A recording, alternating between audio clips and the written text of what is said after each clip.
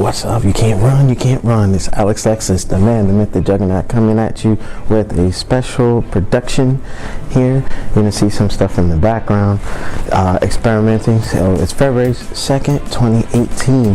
Now we are a week out since the Dragon Ball FighterZ has been released. Last week, I know you remember that we ran an event hosted by geek-n-out in association with NewGamingOrder, powered by the Microsoft Store. That archive and stream is up for you to view, so make sure you check that out and follow the Microsoft Store in Bridgewater. Excellent folks. Shout out to Francis for allowing Shinwar of geek-n-out to make this thing a reality. So I believe the next event should be in the latter part of February. It should be on a Sunday. It was an experiment that we did on Friday, and it was the launch of Dragon Ball FighterZ. So make sure you check that out, rate, comment, subscribe. But I wanted to actually approach everybody not like a major review, but more of a, okay, here are my thoughts on Dragon Ball FighterZ as it stands right now. The game, visually, oh my gosh, that is a masterpiece. I believe right now it rivals Guilty Gear Xrd Rev 2. It's just stunning to look at. Sometimes you can even get caught in just the visuals and forget to fight. That's how good it looks. From the different modes, from arcade mode, story mode, practice, combo tutorials, ranked, and you have the 3v3 party function, which I haven't tried yet, but I'm sure folks just start getting the game, and I'm happy to report that this game is already combined sold 2 million units across all platforms. That's more than a certain franchise has done in 2 years. So I'm just saying, shots fired. But I have to say, visually, it's a 10 out of 10. There's nothing that is wrong visually with it. However, some of the cutscenes, you see them go to like a choppier frame rate, which I get. It kind of catches the anime or page flip effect. But if there was a way to unlock that, that would be pretty cool. Just my thoughts. But the story mode, from what I did start playing, I have to say, one day Dragon Ball may evolve visually into that realm. If you play view Battle of Gods, the movie, there was a hint of that where Beerus and Goku are fighting. You see like the 3D models actually going at it. So I think we're now treading into that territory.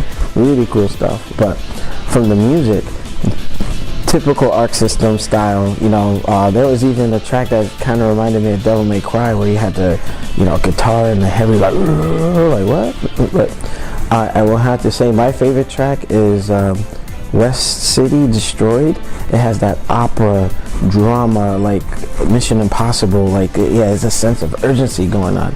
So the music does a good job of capturing the atmosphere and elevating the tension during certain fights. Music actually does change dynamically when something happens where you do a stage transition or meteor finish, and which brings me to my next point. Stage transitions, well done. I haven't seen something like this since Dead or Alive. Now Dead or Alive actually goes a little bit further because it seems like multiple stages are connected, but with this, you can actually change things. Street Fighter 5 could have done it like this, but it's like, okay, you break through a stage and then the second stage is another stage loaded. So Dragon Ball did that perfectly. As far as gameplay, my only gripe with it is a little too easy. Literally, there's no DP motions, there's no half circle forward motions like Arc System is known for. SNK is just quarter circles and 2 buttons. I don't have too much of an issue with it, but my concern is the auto combos. I believe even I was guilty of it at first, but in the hands of certain people, I don't know if they have turbo control or something, but they're like, for instance, Vegeta, if you're tapping the Y or selectively tapping the Y, you can really put your opponent into a lockdown state. One thing I would have liked was an actual push block. The reflect is fine, but if you play Guilty Gear, you'll notice you have a parry mechanic, You have a burst mechanic if you're getting hit up on certain combos, and it breaking out of combos in Guilty Gear, as opposed to Dragon Ball FighterZ. It's not existent in Dragon Ball FighterZ, but in Guilty Gear you can burst at a specific time, so you have to read the frames, and boom, and then it'll fill up your meter. But it's just a couple of things. It's a different game. That's the one thing. Before anybody has like a response to it, it's a different game.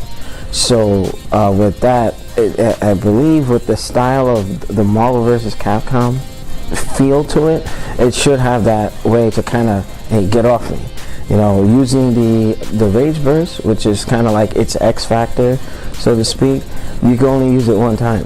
So you got to be very sparing with it. I think that, like, if they had different levels of burst charge, like, you know, if you can use 2 bursts to get them off you, or get 1 burst to do the X Factor style, I think that would have definitely benefited, you know, just the overall, because the game is centered around aggressive play. You know, you have some folks, like, sometimes you might feel that they're beating you to the button. It's like, oh, I can't do anything. So, I mean, it's still early. It's only been 7 days since it's been out. We're going to find out a lot of tech. Apparently, somebody had told me there's a Android 16 Touch of Death combo, and there's a tag-assisted infinite, or semi-infinite with Android 21 and Vegeta. I saw parts of it last night when I was doing the stream. For those of you who caught that, I was like, oh man, I was getting the business on February 1st. But in any case, overall, this game came to the door right. It had arcade mode, story mode, practice mode, combo tutorials.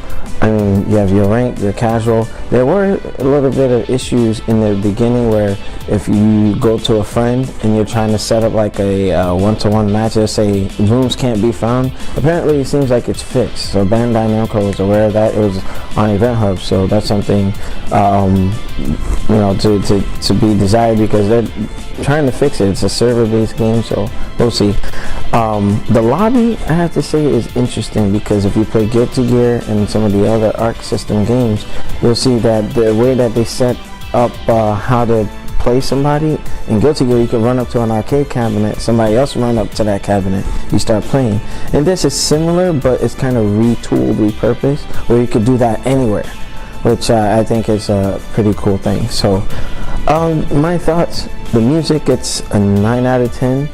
Graphics, 10 out of 10. Gameplay, I'm going to give it an 8. There's some things that I can see being abused, like Dragon Rushes, but now there's some tech where you can, you know, if you see it, you can kind of hit them with a launcher or what have you.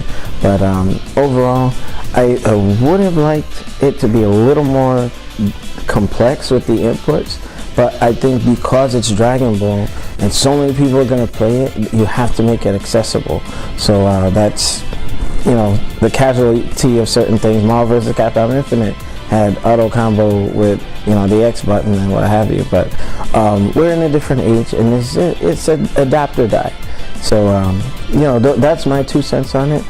Let me know what you think. Make sure you rate, comment, and subscribe. Shout out to Free Play Mode, geek-n-out, Don't Thrasher Gaming, Tough Nerd Toys, Michael Hurdle, South T Gamer, and all our brothers and sisters who are, you know, associated with this show. This has been Alexlexus, the man, the myth, the juggernaut, hitting you with the Ford Crush. I'll see y'all later.